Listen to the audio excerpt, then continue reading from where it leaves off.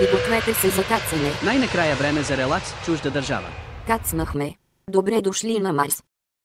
Еха. Уникално е. Бързо направете ми снимка, искам да се тегна на стори, за да може всички отгорно на долнище да видят къде съм и да ми завиждат селените. Ама пътко на Марс няма обхват. Тогава хайде да играем на тайни самопризнания. Супер, кой е първи? Понякога към под душът и за да не се запушва банята го натъпквам с ръцете си в сифонът, за да мине полесно през отводнителния канал. Бог да пази от такива.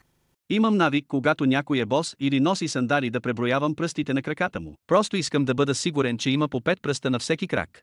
Аз обичам да мириша хората. Просто когато някой мине покрай мен, трябва да го подуша. Ако не го подуша, значи ще имам лош късмет за денят. Аз си бъркам в носа и ушите, когато никой не ме гледа. Щом имам дупка, пръста ми трябва да е вътре. Хей, какво е това до нас? Кое? Има камион за сладолед. Искам един. Ох, майко, супер е. Еха, много е течен направо, ти се разтапя в устата.